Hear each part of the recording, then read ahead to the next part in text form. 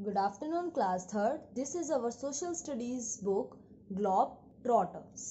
Last video में हमने chapter number 1 and chapter number 2 को डिस्कस किया था, उसका रिवीजन किया था और मैंने आपको बोला था कि इसको बार बार पढ़ेंगे और साथ में लर्न भी कर लेंगे, क्वेश्चन आंसर को रिवाइज भी कर लेंगे क्योंकि हम ऑलरेडी लर्न कर चुके हैं, ठीक है ना। तो अब हम एक बार चैप्टर नंबर 3 को भी डिस्कस कर लेते हैं। मोर अबाउट अवर अर्थ, हमारे अर्थ के बारे में फैक्ट्स, ठीक है ना।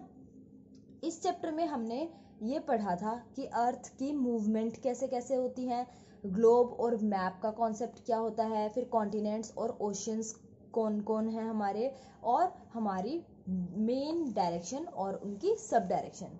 तो इससे पहले हमने लास्ट चैप्टर में किसके बारे में पढ़ा था कि अर्थ कैसा है, उसकी शेप के बारे में पढ़ा था कि अर्थ राउंड है, टॉप और बॉटम से फ्लैट है और बीच से उभरा हुआ या मोटा है, ठीक है, गोल है, बॉल जैसा।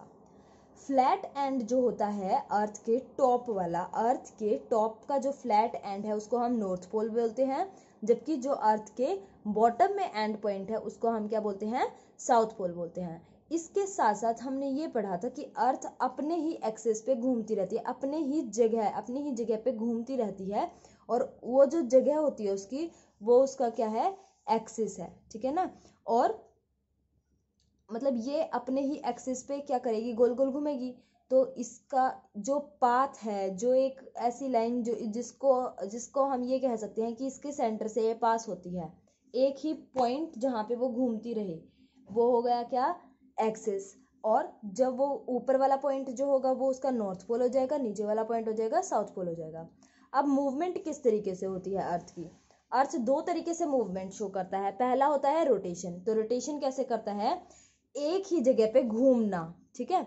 जैसे कि से फॉर एग्जांपल ये एक पेंसिल है, मैंने इसको यहाँ रखा और जब मैं इसको इसी जगह पे घुमा रही हूँ तो ये हो गई रोटेशन। क्या हो गई ये, रोटेशन, ठीक है। अर्थ कितना टाइम लगाती है रोटेशन में, 24 आवर्स लगाती है, यानी कि 24 घंटे। 24 घंटे से थोड़ा ज्यादा समय लगता है वैसे तो, पर हम 24 घंटे याद करके चलेंगे। 24 घंटे में यानी कि एक दिन में अर्थ एक रोटेशन कंप्लीट करती है।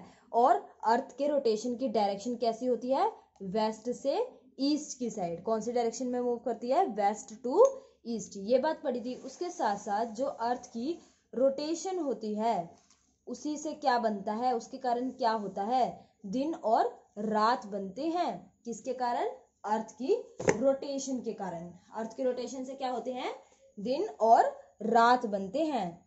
और जिस साइड जो अर्थ की जो साइड सन फेसिंग होती है उस साइड क्या होता है, दिन होता है। और जो साइड अर्थ के सन के अपोजिट डायरेक्शन में होती है वो उस साइड क्या होती है, रात होती है, ठीक है। तो इसी तरीके से जो अर्थ की रोटेशन होती है, अर्थ का एक मूवमेंट होता है रोटेशन, जिसकी वजह से क्या बनते हैं, दिन और रात बनते हैं। एक रोटेशन में अर्थ को 24 घंटे यानी कि एक दिन लगता है। दूसरी चीज क्या होती है, दूसरी जो मूवमेंट होती है वो होती है रिवॉल्यूशन। क्या होती है, रिवॉल्यूशन। ये रही रिवॉल्यूशन। रिवॉल्यूशन में क्या होता है, अर्थ सन के चारों तरफ घूमता है। देखो अब ये अर्थ हुई, ये अपने पॉइंट पे वेस्ट टू ईस्ट डायरेक्शन में घूम रही है, पर इसके साथ साथ ये सन के भी चारों तरफ घूम रही है। तो जब ये सन के चारों तरफ घूम रही है इसको हमने क्या कहा, रेवोल्यूशन, ठीक है। अर्थ रिवॉल्व्स अराउंड द सन, ठीक है ना। और जो अर्थ की मूवमेंट होती है सन के चारों तरफ उसको हम क्या बोलते हैं, रिवॉल्यूशन बोलते हैं।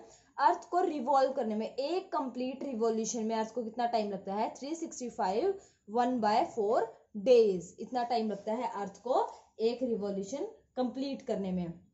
और ये एक ही रास्ते पे चारों तरफ घूमती रहती है सन के।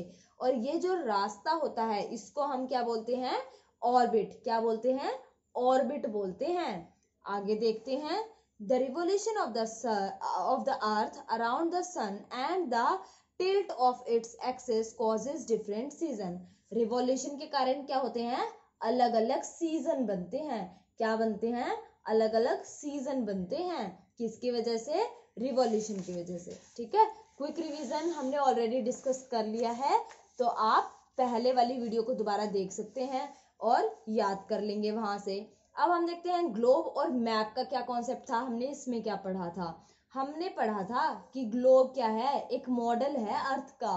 ग्लोब क्या है, अर्थ का एक मॉडल है और वो एक फिक्स स्टैंड के ऊपर ही रोटेट करता है। जैसे अर्थ बहुत बड़ी है तो हम उसे अर्थ के ऊपर खड़े होके तो नहीं देख सकते, हम उसे अर्थ से थोड़ी दूर होके ही तो देख पाएंगे ना। हमने अब अर्थ को अर्थ के बाहर जाके देखना तो हमारे लिए पॉसिबल नहीं है, तो हमने क्या किया, उसका एक छोटा रूप बना लिया जिसको हमने क्या कहा, ग्लोब। और ग्लोब देख के हम पूरी अर्थ पे कौन सी जगह कहाँ पे है इसका पता लगा लेते हैं। पर देखो जो ग्लोब होता है उसको हर जगह उठा के ले जाना आसान काम नहीं है। हम एक जगह से दूसरी जगह, ऐसा तो नहीं कि हम अपनी जेब में ग्लोब लेके घूमेंगे या हाथ में ग्लोब लटकाया और चल दिए हर जगह, ऐसा तो पॉसिबल नहीं है। इसका भी कोई अल्टरनेटिव होगा, वो हम अभी थोड़ी देर में पढ़ते हैं। ग्लोब हमें किस चीज में हेल्प करता है, डिफरेंट पार्ट्स दिखाने में, अर्थ के अलग अलग भागों का दृश्य दिखाने में मदद करता है और किसी भी जगह को बताता है कि ये जगह कहाँ पे लोकेटेड है। ठीक है, पर हम we cannot see all places of the earth on the globe at a time, एक समय पे पूरी अर्थ के सभी जगह नहीं देख सकते, उसके लिए हमें क्या करना पड़ता है, घुमाना पड़ता है। हम सिर्फ हाफ पार्ट को ही एक टाइम पे देख पाते हैं अर्थ के, ठीक है ना। ये और अर्थ की एक कमी क्या है कि वो छोटी से छोटी चीज नहीं दिखा सकती, वो तो हमें क्या दिखाएगी, कॉन्टिनेंट दिखा देगी, ओशन दिखा देगी, बड़ी बड़ी कंट्री दिखा देगी। पर जब हमें उस कंट्री के अंदर देखना है क्या क्या है, कौन से स्टेट्स हैं, तो वो दिखाने का काम ग्लोब नहीं कर पाएगा, ग्लोब को मुश्किल होगी। और इसी मुश्किल को सुलझाने के लिए हमने क्या बना दिया, हमने बना दिए मैप। मैप क्या होता है, एक पूरे पार्ट, अर्थ के पूरे पार्ट को, जैसे देखो इसने आउटलाइन दे दी है ना, तो ये आउटलाइन क्या हो गई, इन्हीं आउटलाइन से इसका पूरा नक्शा छप गया। इसी नक्शे को हम क्या कहते हैं, मैप कहते हैं। और एक मैप क्या करता है, a map showing the whole surface of the earth, पूरे अर्थ का सरफेस दिखाने वाले मैप को हम क्या कहते हैं, वर्ल्ड मैप कहते हैं। क्या कहते हैं, वर्ल्ड मैप। मैप बड़े भी हो सकते हैं और छोटे भी हो सकते हैं।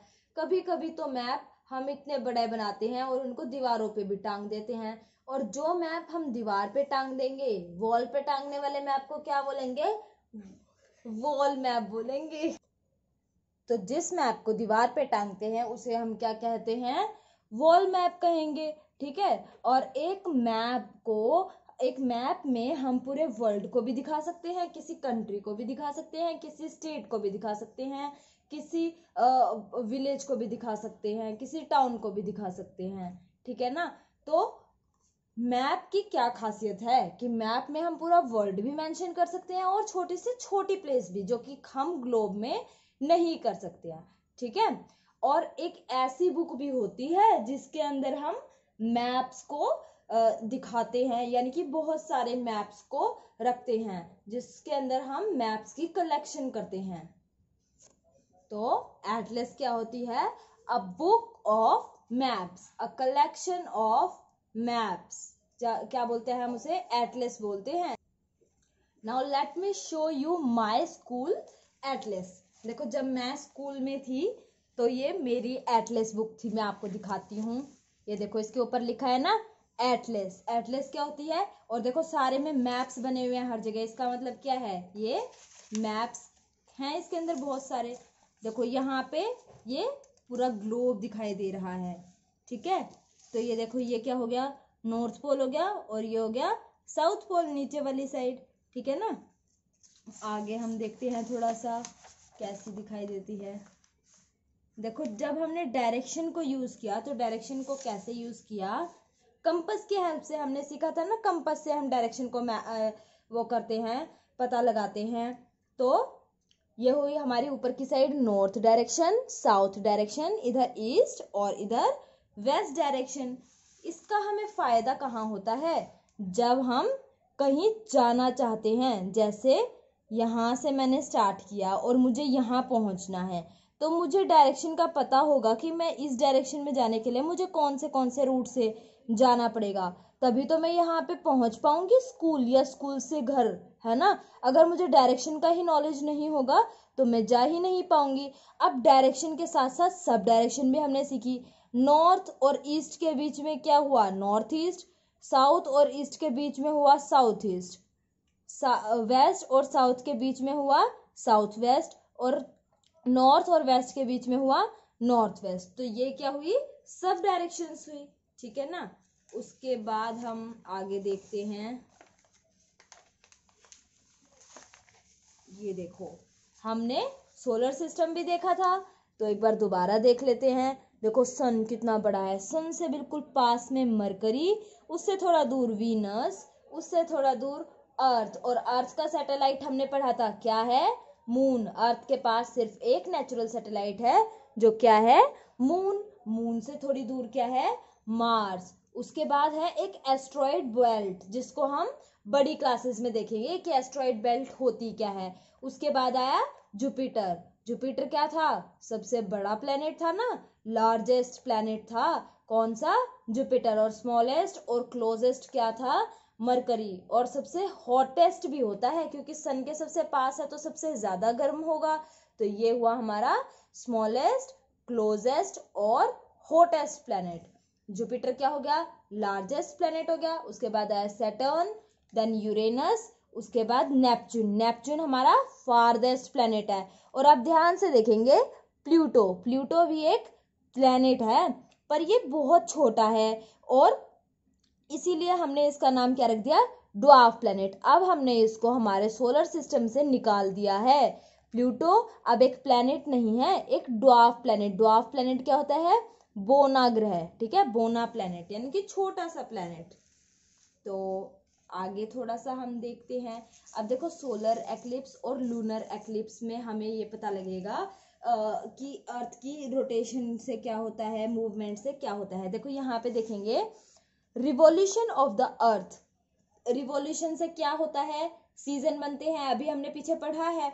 ये हुआ हमारा सन, ठीक है। सन के चारों तरफ अर्थ चक्कर काटती है, और ये जो रास्ता है, ये जो ब्लैक कलर से आपको दिखाई दे रहा होगा, ये जो रास्ता है इसको हमने क्या बोला, ऑर्बिट, क्योंकि सन का ये रास्ता है जिसको हम इंग्लिश में क्या कहते हैं, ऑर्बिट कहते हैं, ठीक है। और इसी के कारण क्या होता है, जब अर्थ इस रास्ते के माध्यम से सूर्य के चक्कर लगाती है, सूर्य के चारों तरफ घूमती है, तो क्या बनते हैं, दिन और रात। कैसे, जैसे ये सन है और ये अर्थ है। अब सन की रोशनी यहाँ पड़ रही है, तो ये वाली साइड तो क्या हो जाएगी, दिन, और इसके पीछे वाली साइड क्या हो जाएगी, रात। ये किस केस में होगा, रोटेशन के केस में, क्योंकि अर्थ क्या कर रही है, रोटेशन और रिवॉल्यूशन दोनों साथ साथ कर रही है ना। तो जो ये वाला साइड है जहां पे सन की रोशनी पड़ेगी, तो वो क्या हो जाएगा, दिन हो जाएगा, और पीछे वाला रात। पर क्योंकि अर्थ घूमती रहती है तो हर जगह पे इक्वली उसकी क्या पड़ती रहती है, सन की रोशनी, ठीक है। अब जब ये वो तो अपने एक्सिस पे घूमती है, ठीक है ना। रोटेशन होती है सन के एक्सिस पे, और रिवॉल्यूशन होती है उसके ऑर्बिट पे। रिवॉल्यूशन सन के चारों तरफ घूमना, और रोटेशन यानी कि अपने ही एक्सिस पे घूमना, ठीक है ना।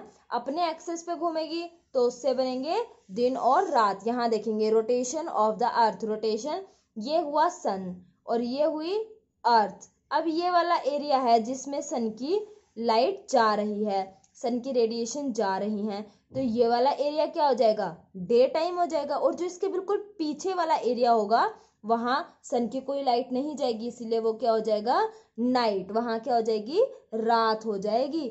और ऐसे बनेंगे दिन और रात, किसकी वजह से, रोटेशन ऑफ द अर्थ, अर्थ के रोटेशन की वजह से क्या बनेंगे, दिन और रात बनेंगे। उसके बाद जब हम रिवॉल्यूशन की बात करेंगे, तो जब अर्थ अपने ऑर्बिट पे चक्कर लगाएगी, तो उससे क्या बनेंगे, सीजन्स बनते हैं, उससे क्या बनेंगे, सीजन। देखो जब मार्च 21, देखो जब हमारा लॉकडाउन हुआ था उससे एक दिन पहले की बात है, मार्च 21 को क्या हुआ, नॉर्दर्न स्प्रिंग इक्विनॉक्स। इक्विनॉक्स हम बड़ी क्लासेस में पढ़ेंगे, अभी हम थोड़े छोटे हैं, ठीक है।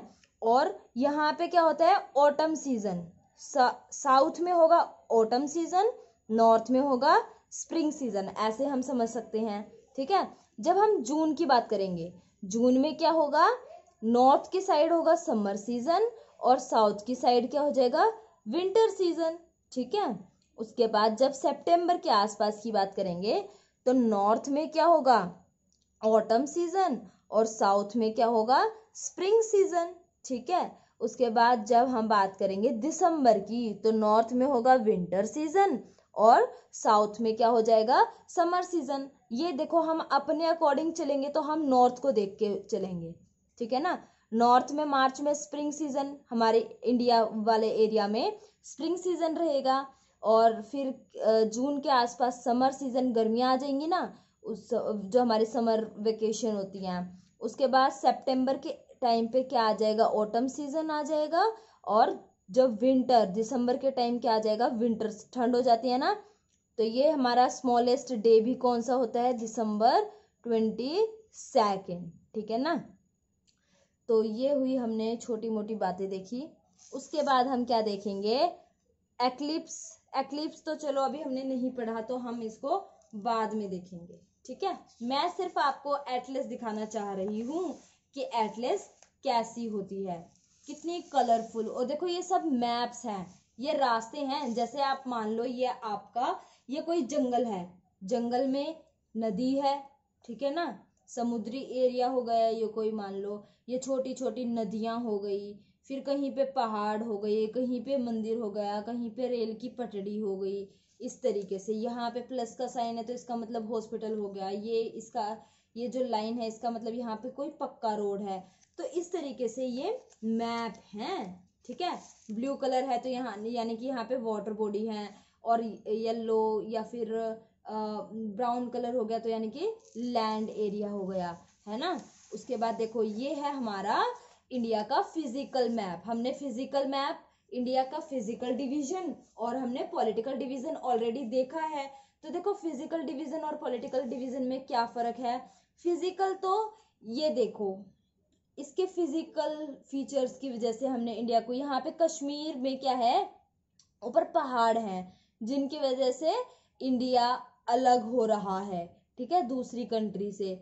और कहीं पे पानी के कारण अलग हो रहा है। तो ये होते हैं फिजिकल फीचर। ठीक है, और जब पॉलिटिकल डिवीजन की बात करें तो किस स्टेट में क्या चीजें थी जिनकी वजह से हमने उसको, जैसे लैंग्वेज के बेसिस पे हम किसी स्टेट को अलग कर देते हैं, या फिर वहाँ के रिलीजन को, हिंदू कल्चर है या मुस्लिम कल्चर है, उस बेसिस पे भी हम अलग कर देते हैं, तो उसको हम बोलते हैं पॉलिटिकली डिवीजन। ठीक है ना, आगे देखते हैं। देखो अब हम, देखो मैप है ये, और हम कितना जूम करके, हम अगर इसमें हरियाणा ढूंढे तो हरियाणा कहाँ पे है, ये रहा, इसके अंदर पानीपत, ये देखो क्लियरली हमें हमारा पानीपत दिखाई दे गया। क्या हम ग्लोब पे पानीपत ढूंढेंगे तो हमें दिखाई देगा, बिल्कुल नहीं दिखाई देगा। ठीक है ना, उसके बाद हम आगे चलेंगे तो ये देखो स्टेट वाइज मैप है। यहाँ पे क्या क्या है, वेस्ट बंगाल, सिक्किम और ईस्टर्न स्टेट सारे दिए हुए हैं। फिर यहाँ पे क्या है, गुजरात, महाराष्ट्र, गोवा, फिर यूपी, उत्तरांचल, बिहार, झारखंड, ये देखो इधर है मध्य प्रदेश, छत्तीसगढ़, उड़ीसा। इस तरीके से ये हमने जितने स्टेट्स पढ़े थे वो सारे स्टेट्स हो गए। फिर यहाँ पे फिजिकल डिवीजन और माउंटेन रेंज जो है हमारी, हमने पढ़ा था ना, ग्रेट हिमालयन माउंटेन रेंज। तो ये देखेंगे ध्यान से, ग्रेट हिमालयन माउंटेन रेंज कहाँ हो गई, ये रही। ठीक है, उसके बाद ये वाला जो एरिया हो गया ये किसका हो गया, ये हमारा प्लेन्स हो गए। फिर नीचे क्या है, प्लेट्यू, ये साइड वाला एरिया हो गया कोस्टल एरिया। ठीक है, यहाँ पे हमारा क्या हो गया, डेजर्ट एरिया हो गया, तो ग्रेट इंडियन डेजर्ट। ठीक है, आगे चलेंगे। ये हुए क्लाइमेटिक मैप, इनको हम आगे क्लासेस में देखेंगे। उसके बाद देखो यहाँ पे है नेचुरल वेजिटेशन का मैप, यानी कि किस एरिया में कौन सी फसल उगाई जाती है और किस बेसिस पे वहाँ कैसी मिट्टी पाई जाती है। इसी बेसिस पे अगर अच्छी मिट्टी होगी तो अच्छी फसल उगेगी, अगर खराब मिट्टी होगी तो खराब फसल उगेगी। ठीक है ना, तो उसके बाद देखो रिवर, कहाँ पे कौन से रिवर बेसिन है, फिर लैंड का कैसे यूज किया है कि कहाँ पे खेती की जाती है ज्यादा या कहाँ पे इंडस्ट्रीज ज्यादा उगाई जाती हैं, कहाँ पे कौन से नेशनल पार्क हैं, कौन सा एनिमल कहाँ पे ज्यादा पाया जाता है, ठीक है ना। तो देखो कितनी कलेक्शन है ये मैप्स की पूरी बुक के अंदर, दिखाई दे रही है ना।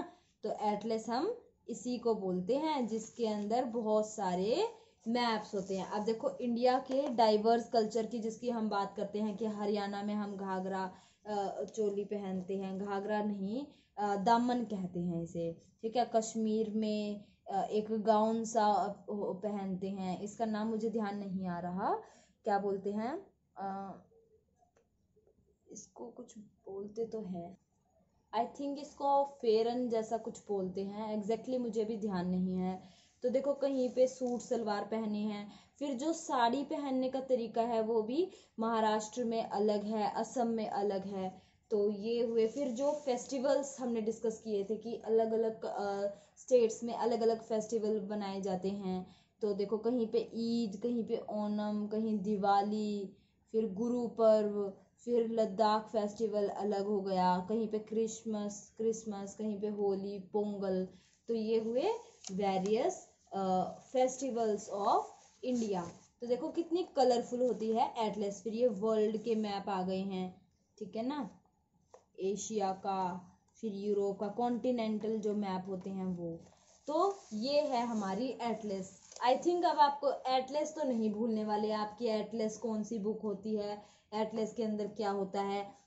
एटलस क्या होती है, कलेक्शन ऑफ मैप, ठीक है, जिसके अंदर मैप्स की कलेक्शन की जाए उसको हम बोलते हैं एटलस, ठीक है। और मैप को कैरी करने का एक फायदा भी है कि मैप इजीली फोल्ड हो जाते हैं और ज्यादा स्पेशियस नहीं होते, हमें ज्यादा स्पेस नहीं चाहिए होता मैप को रखने के लिए, जबकि ग्लोब को कैरी करने के लिए हमें काफी स्पेस की जरूरत होती है। उसके बाद हम कॉन्टिनेंट और ओशियन देखते हैं। ओशियन और कॉन्टिनेंट में हमने पढ़ा था कि ओशियन क्या होते हैं, वाटर बॉडीज, वो एरिया अर्थ का जहाँ पे वाटर जो कि वाटर से कवर्ड है, वाटर से घिरा हुआ है। और लैंड एरिया क्या कहलाता है, कॉन्टिनेंट, ठीक है। जो एरिया लैंड से कवर होता है अर्थ पे उसको हम कॉन्टिनेंट बोलते हैं, और जो जिस पार्ट में वाटर बॉडीज होती हैं, वाटर होता है, उसे हम बोलते हैं ओशियन। इंडिया के कितने कॉन्टिनेंट हैं, 7 कॉन्टिनेंट हैं, और वो सीरियल वाइज सबसे बड़ा उससे छोटा, इस हिसाब से हमने याद किया है इनको। सबसे बड़ा एशिया, अफ्रीका, फिर north America, South America, Europe, Antarctica and Australia. तो एशिया क्या है, लार्जेस्ट, जबकि ऑस्ट्रेलिया क्या है, smallest continent. India is located in the continent of Asia. India कहाँ पे लोकेटेड है, एशियन कॉन्टिनेंट में लोकेटेड है। उसके बाद हमने पढ़ा ओशियंस को।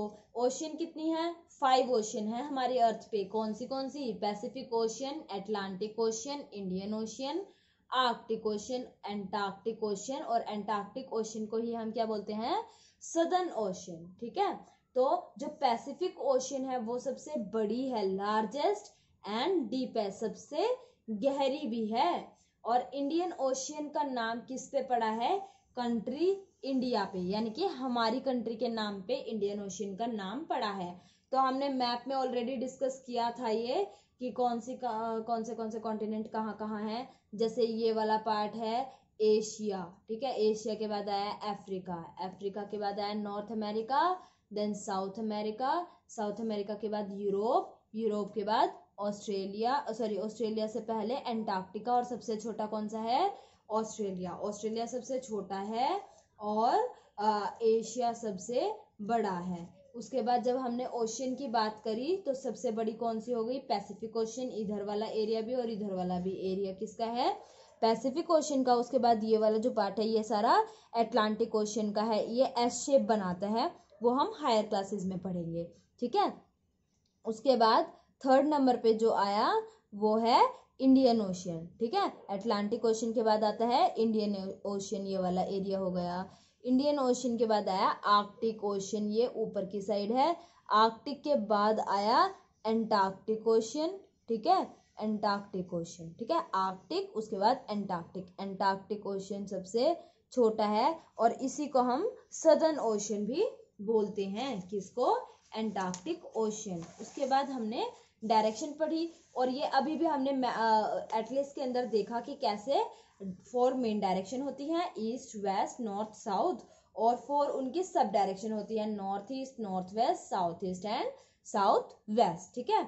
और जो मैप के टॉप वाली डायरेक्शन होती है वो होती है नॉर्थ, और बॉटम में कौन सी होती है, साउथ, राइट में कौन सी होती है, ईस्ट, और लेफ्ट में कौन सी होती है, वेस्ट, ठीक है। और जिस इंस्ट्रूमेंट से हम डायरेक्शन का पता लगाते हैं उस इंस्ट्रूमेंट को क्या बोलते हैं, कंपस बोलते हैं। और वो जो कंपस होता है उसके अंदर एक मैग्नेटिक निडल होती है जो कि हमेशा कौन सी डायरेक्शन को पॉइंट करता है, नॉर्थ साउथ डायरेक्शन, ठीक है ना।